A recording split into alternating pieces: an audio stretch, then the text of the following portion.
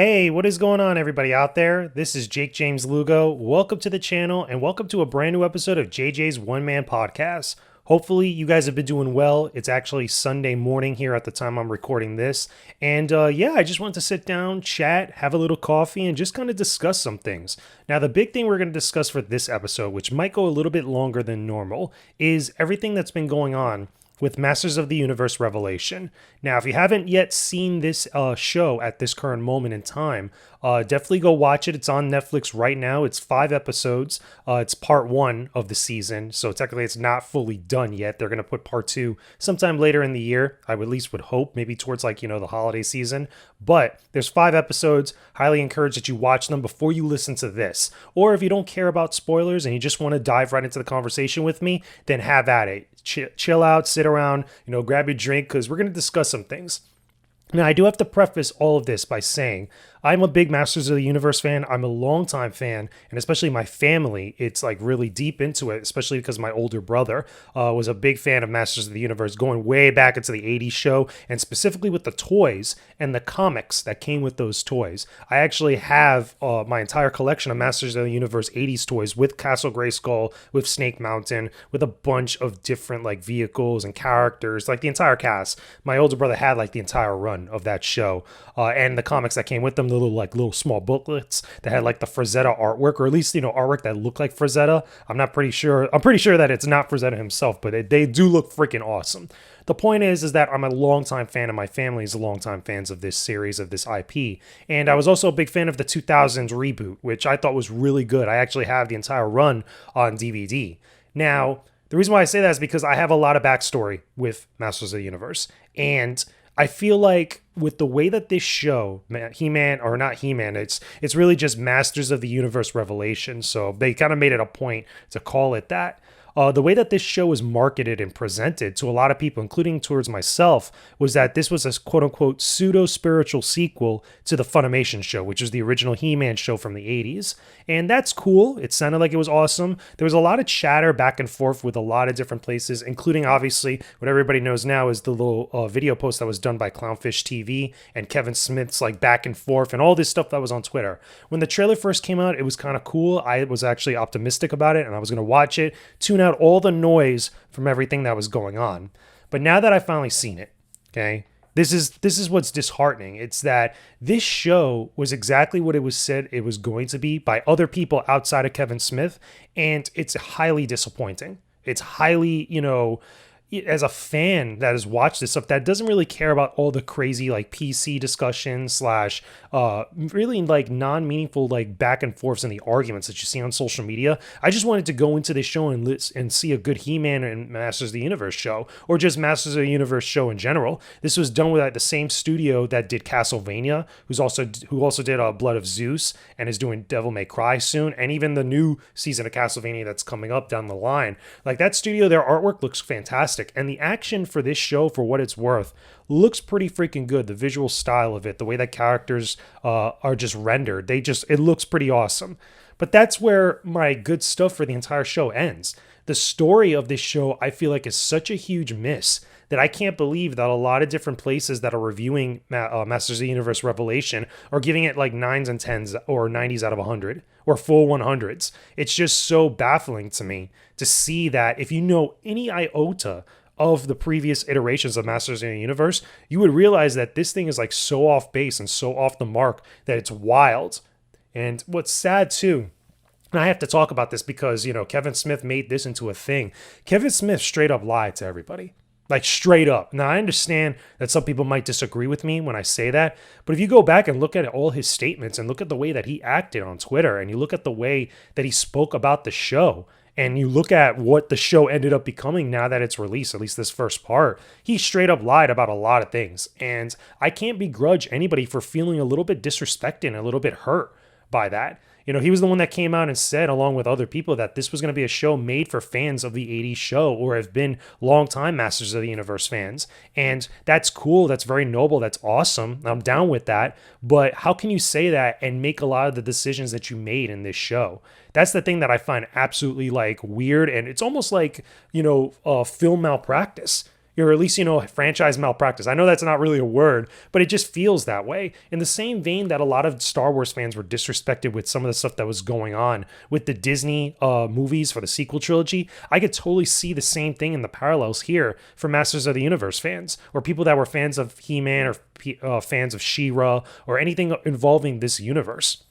And what exactly do I mean by that? Let's get into a few things specifically that stood out to me. Now, obviously, I'm going to try as hard as I can not to echo what's already been put out there. I'm going to try to focus a little bit more on the things that I feel that people haven't really discussed, but I still feel are a significantly big deal of why this show isn't that great and why this show isn't as popular as fantastic as a lot of other media outlets are saying.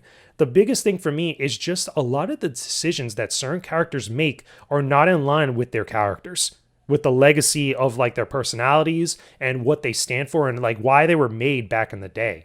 The biggest one obviously being Teela. A lot of people have said this is pretty much the Teela show, and that wouldn't really matter too much if it wasn't for the fact that Kevin Smith lied about what this show was going to be. He pretty much said that He-Man doesn't take a backseat to Teela, and Teela doesn't have a girlfriend, and all these other crazy things, but it ended up being in the show. It ended up being the complete opposite of what he was saying. And so anyway, regardless though, that's not what bothers me. What bothers me is what happens pretty much in the very first episode of the show. Now, spoiler alert, again, if you haven't seen this show at this point, we're just getting into spoilers.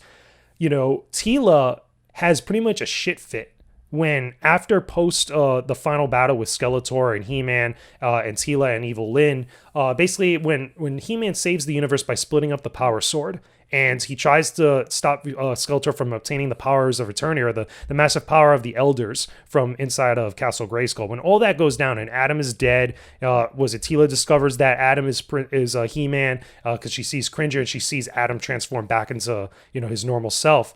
When they're having that scene in the throne room with Prince Adam's parents, with King Randor and his mother, as well as also Man-at-Arms, when Man-at-Arms comes and tells, King Randor that, listen, your son has died, but your son was He-Man. He was always He-Man, helping us out, trying to defend Grayskull and defend the kingdom.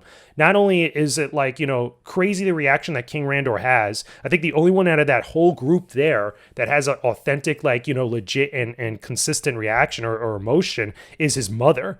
Because they even hint at it at the very beginning of the episode that she kind of knows that he's He-Man. And it would make sense, because of the whole mother's intuition. And it kind of makes sense that at least somebody there is helping out Adam to, protect his secret besides Man-at-Arms. It's very hard to believe that anybody in that whole entire kingdom would not know that Adam, with the way that he kind of disappears and does all this stuff, that he probably wouldn't be tied to He-Man in some way. So you could argue now with showing that his mother knows that he's He-Man, that she probably helps him out a little bits here and there with that. But Randor has this very visceral, crazy reaction where he banishes Man-at-Arms, which is pretty sad, because Man-at-Arms gave so much of his life to defending the kingdom. Why would you do that? I mean, I understand grief and, the irrationality of losing a child, but it's come on now. That just seems like it was so out of left field. But the one that really feels out of left field and so inauthentic to the character is Teela. Teela's reaction just feels this decision was made because they needed needless drama in order to advance later episodes of the plot. Teela's reaction is just so off base. That is not Teela. Teela not only was in love with Prince Adam, straight up. A lot of people seem to forget that. That goes all the way back to the 80s show where it's kind of alluded to and almost presented visually that Adam and Teela love each other. Even though Teela straight up is infatuated by He-Man, but the whole dynamic and the whole fun aspect of that relationship was that she was always saying that Adam is a coward and all this stuff and teases him, but he was always right there beside her fighting with her.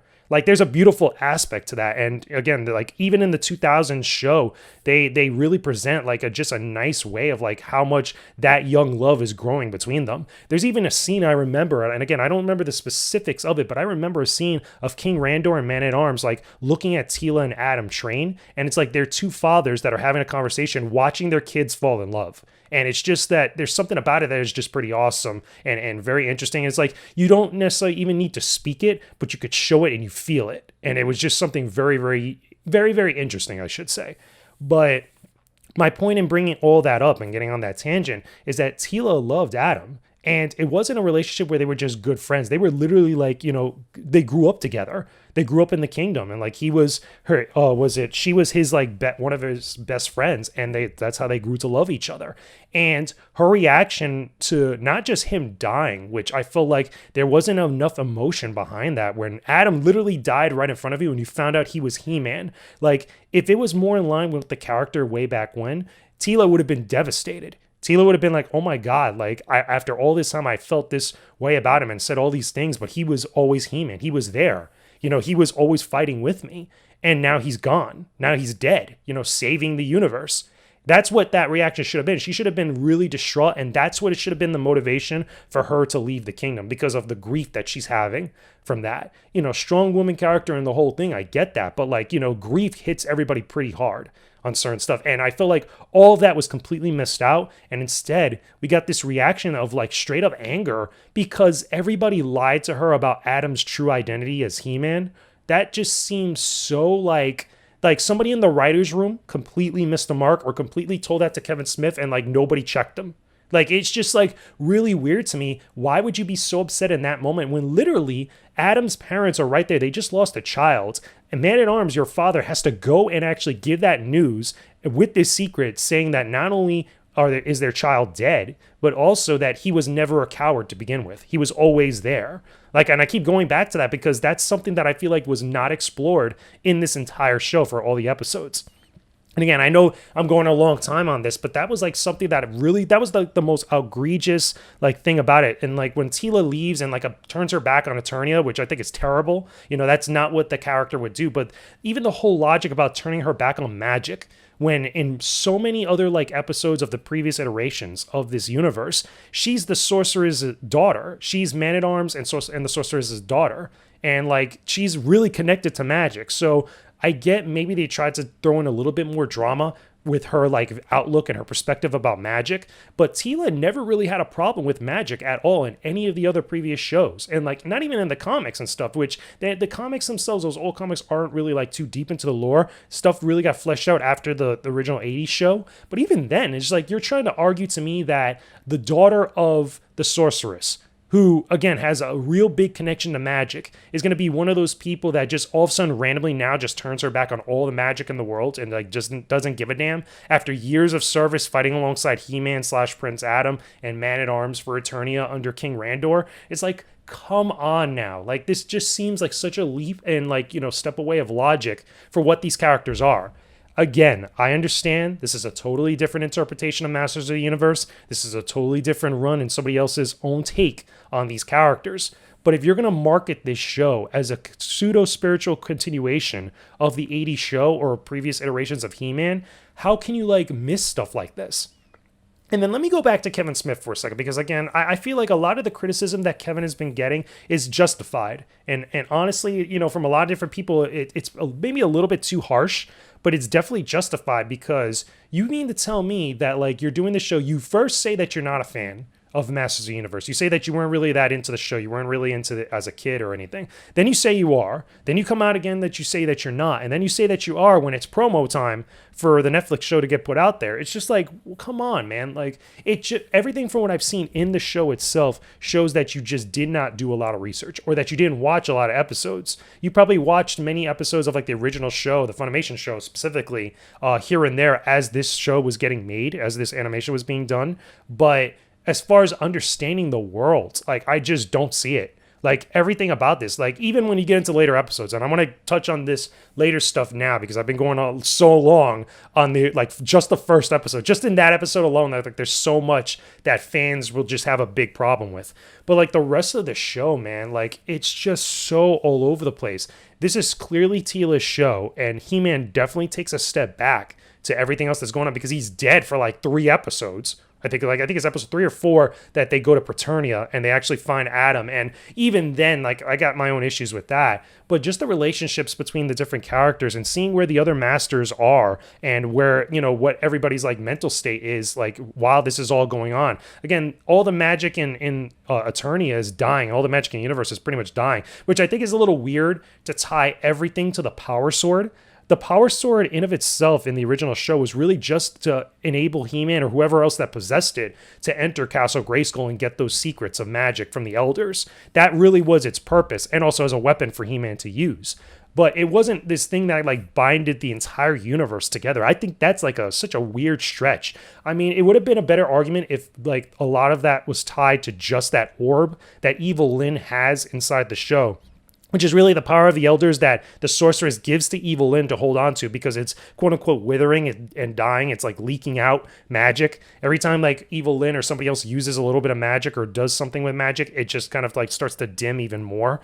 I mean, I get it. It didn't feel like a MacGuffin where it's like everybody was trying to go after it and stuff, but it did feel like the leap in logic for this world to have it tied to everything like that, or tied to the power sword specifically as like the thing that holds that together, was just so weird to me. And it was something that I think was another poor narrative decision. It was just something that, you know, people that were writing this stuff up just did not understand He-Man's world, or just didn't understand Masters of the Universe in general.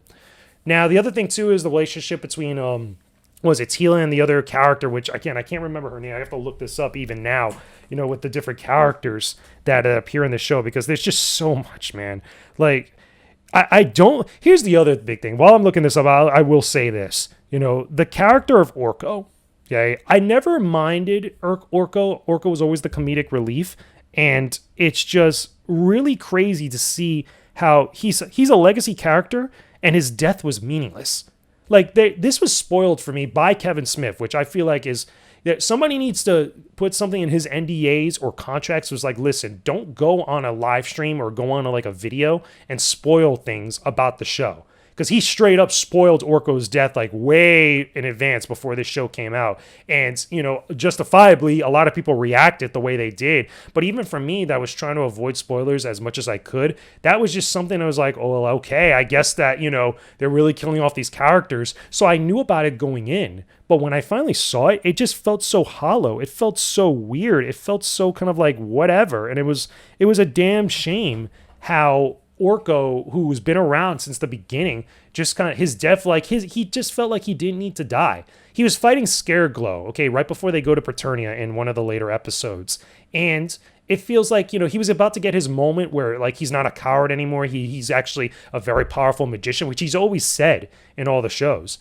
But like this one is like, as soon as he gets it, it's just taken away from him. And he's just kind of gone. And they do have a little funeral, quote unquote, for Orko, but it just feels so like, it feels like that should have been like an end of episode thing where they would have put more time into it, because just the reactions even from Adam and even from Teela, it's like, yo, Orko's dead. And you're just kind of like, whatever. Teela goes back to being pissed off at Adam for lying to her, which we're already a couple episodes in. Why are you still caught up on this after going on this journey? And Adam, like, I don't understand that. Even Cringer, I'm like, what the hell? Like, what's going on with you that y'all are not having like deeper reactions or much more severe reactions to your friend dying? It's just weird to me.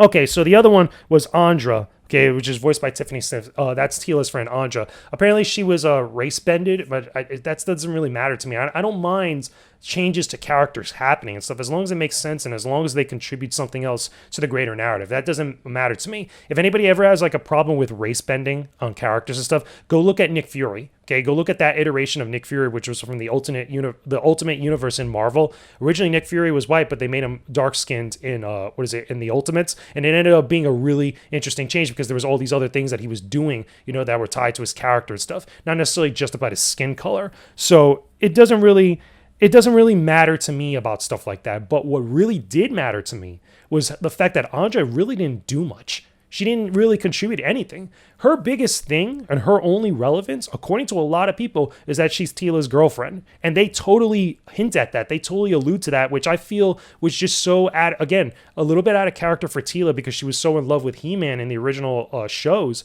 But also, it just feels like it doesn't go anywhere. There's nothing that happens. Like, you know what would have been really interesting? If Teela and Andra got together after Adam's death, because she was just like, you know, discovering herself within that time frame and things like that. And afterwards, realizing that Adam is alive in Preternia, that would have been interesting drama. Now there's like, okay, there's so much that's changed, and now the person that you love that you thought died now reappears. that's like stuff of like classic, like, cinema when it comes to like different love stories and things like that, where you've seen that. You even seen that in like Pearl Harbor, for God's sakes, with freaking Ben Affleck and a couple other characters. It's just something that, had potential to be interesting or at least relevant, and it wasn't. It just comes off as like a checklist bullet point with Anja. And she's a tech whiz, and that's cool and everything else, but like the tech whiz in the previous shows and a lot of other like iterations of this was always Man-at-Arms. Man-at-Arms is like the tech guy who has all this technology. He makes weapons. He's called Man-at-Arms for a reason. It's just there was no relevance for Anja, in my opinion, after that. I mean, the other thing too, and again, I'm going very long in this episode. We're at the 20-minute mark, so bear with me. Understand. Let me know your thoughts in the comments, of course. But there's just so much. Again, I'm so passionate about my appreciation for this series. It's just seeing these different things just gets at me. The other masters of the universe, the other characters, like we don't see Manny Faces, we don't see a lot of other like characters. I mean, we see Fisto, or we see all these other like random characters that just show up in like the first like couple minutes, like not even. I'm thinking maybe in the second half, like whatever second 5 episodes run that part 2 is going to be, maybe they'll show up afterwards. I'm cool with that, but again, like it's just everything about this world just feels weird.